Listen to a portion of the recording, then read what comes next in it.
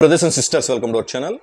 మన సబ్స్క్రైబర్లు చాలామంది అడుగుతూ ఉన్నారు, స్త్రీనిధి ఏదైతే ఉందో అందులో జాబ్స్ పడ్డాయి కదన్నా, ఆ జాబ్కి సంబంధించి క్లియర్ ఎక్స్ప్లెనేషన్ ఇవ్వండి అని అడుగుతూ ఉన్నారు. అంటే దాని అర్థం ఏంటంటే అర్హతలు ఏంటి, అనర్హతలు ఏంటి, ఎంపిక ప్రక్రియ ఏ విధంగా జరగబోతుంది, శాలరీ ఏ విధంగా ఉండబోతుంది, రిజర్వేషన్లు ఉంటే రిజర్వేషన్ ఏ విధంగా ఉండబోతుంది, డాక్యుమెంట్స్ ఏం ఉండాలి, ఎలా అప్లై చేయాలి, టోటల్ ఇన్ఫర్మేషన్ ఇవ్వండి అన్న అని చెప్పి తెలియజేశారు. కాబట్టి వీడియో చేస్తున్నా.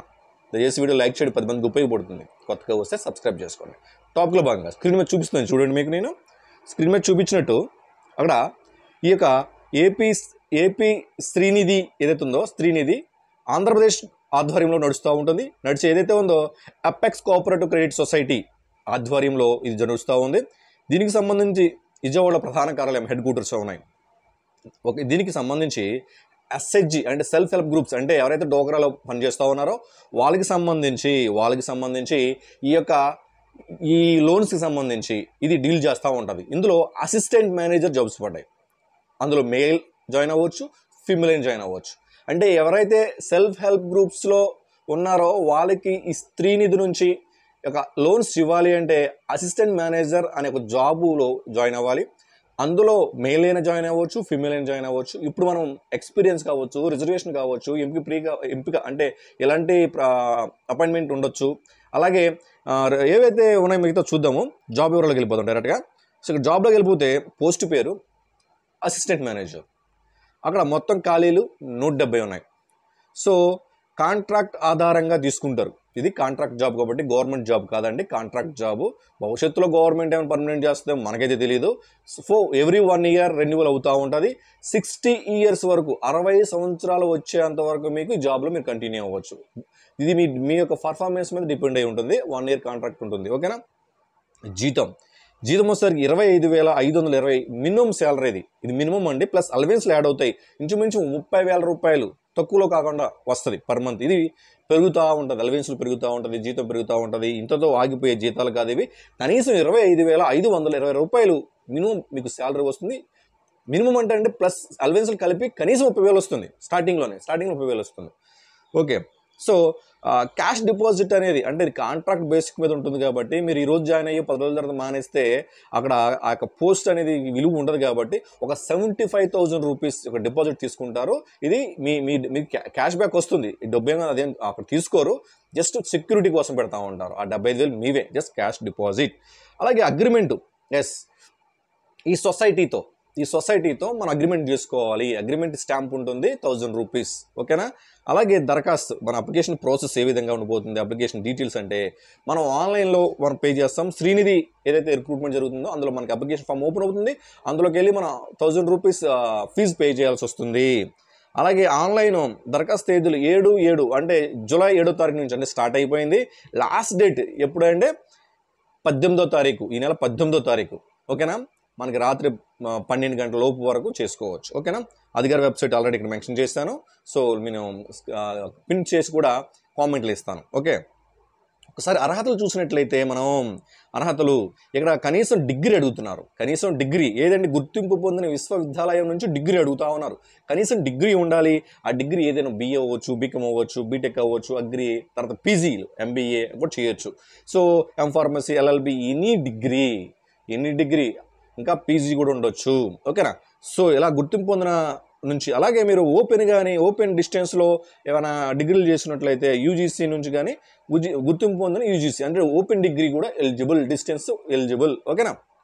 సో కంప్యూటర్ నాలెడ్జ్ ఉండాలా అంటే ఉంటే మంచిది, MS ఆఫీస్ మీద. ఎందుకంటే మనం అక్కడ అసిస్టెంట్ మేనేజర్ అంటే మనము అక్కడ ఎంప్లాయీస్ ఎవరైతే సెల్ఫ్ హెల్ప్ గ్రూప్స్లో ఉన్న మెంబర్స్కి సంబంధించి వాళ్ళ యొక్క డీటెయిల్స్, మనం ఇచ్చే మన స్త్రీ నుంచి ఇచ్చే అమౌంట్ ఎంతైతే ఉందో దాని ఇంట్రెస్ట్ రేట్లు కావచ్చు, అమౌంట్ కావచ్చు, ఓవరాల్ వాళ్ళకి పర్సనల్ డీటెయిల్స్ కావచ్చు, గ్రూప్ మెంబర్స్, లీడర్లు, VOAలు మొత్తం డీటెయిల్స్ మొత్తం మనం మెన్షన్ చేయాలి. కాబట్టి సో మనం ఎక్సెల్లో చేయాల్సి వస్తుంది.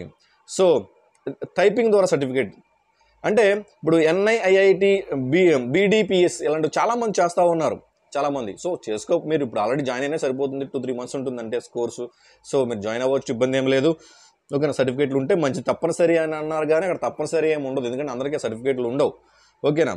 అనుభవం. ఇక్కడ ఎక్స్పీరియన్స్ చూసినట్లయితే కోఆపరేటివ్ బ్యాంక్స్లో కావచ్చు, ప్యాక్స్ అంటే primary agriculture societies, cooperative societies సంబంధించి సెర్ప్ కానీ, మెప్మా కానీ, రూరల్ డెవలప్మెంట్ కానీ, బీసీ ఏజెంట్ అంటే బీసీ ఏజెంట్స్ మీన్స్ బ్యాంక్ కరస్పాండెంట్స్గా చేసే వాటి రంగాల్లో కూడా అనుభవం ఉంటే ప్రయారిటీ ఇస్తారు. ఓకేనా? దీన్ని చూసి మీరు భయపడాల్సిన అవసరం లేదండి, ఎందుకంటే చాలా తక్కువ మంది దీనికి అప్లై చేస్తారు. అంటే అప్లై చేసేవాళ్ళు చాలామంది తెలియదు, డేట్ అయిపోయిన తర్వాత అయిపోయింది అనుకుంటారు. అలాగే ఎక్స్పీరియన్స్ ఉన్న వాళ్ళు కూడా చాలా తక్కువ మంది ఉంటారు. మీరు అప్లై చేయండి. ఓకేనా? ఓకే, అంటే మనకి ఇక్కడ ఎక్స్పీరియన్స్ ఉండటం వల్ల ఏమైనా పాయింట్స్ కలుపుతారా అంటే 3 years కంటే ఎక్కువ అనుభవం కలిగి ఉన్నట్లయితే, 3 years కంటే ఎక్కువ అనుభవం ఉంటే, ఎక్స్పీరియన్స్ ఉంటే 15 marks కలుపుతారు. 15 marks.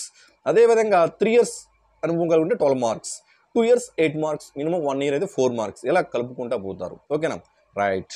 సో ఇక్కడ మనం చూసినట్లయితే ఎంపిక ప్రక్రియ అంటే సెలక్షన్ ప్రాసెస్ ఎలా ఉంటుంది అంటే మొత్తం మార్కులు 100 ఉంటుందండి. 100 marks ఉంటాయి. అర్హత ప్లస్ అనుభవం ఆధారంగా 75 marks. అంటే మనం అక్కడ ఎక్స్పీరియన్స్ కొన్ని మార్కులు కలిపారు, అలాగే క్వాలిఫికేషన్కి కలిపారు, అలాగే ఇంటర్వ్యూకి 25 marks, అలాగే 75 + 25 100 marks ఇంటర్వ్యూ ఉంటుంది. షార్ట్ లిస్ట్ మీకు షార్ట్ లిస్టింగ్ 1:4 రేషియో, అంటే ప్రతి ఒక్క జాబ్కి 4 తీస్తారు. అంటే ఇంటర్వ్యూకి ఎంతమంది తీస్తారు? 170 పోస్టులు కదా. 170 పోస్టులు అంటే ఎంత అండి? ఇంటూ 4 చేస్తే ఎంత అవుతుంది అంటే 68 అవుతుంది. 68 అవుతుంది, అవునా? 17 × 2 34, 34 × 2 68. Yes or no? Right. Next reservation చూసినట్లయితే SC, ST, BC, EBC GO ప్రకారం ఇస్తారు. మహిళలకి 1/3 అంటే 33.3% 1/3 మనకి ఇక్కడ అవకాశం కల్పించారు. ఓకేనండి? అవకాశం కల్పించారు. నెక్స్ట్ ఇక్కడ డిజేబుల్ పర్సన్స్ కూడా 4% ఇచ్చారండి. ఎక్స్ సర్వీస్ మ్యాన్ ఎవరు ఉంటాయండి, డిఫెన్స్లో కానీ ఎయిర్ ఫోర్స్లో కానీ చేసిన 2% ఇస్తారు. అందులో మహిళలకు 1% ఇస్తారు.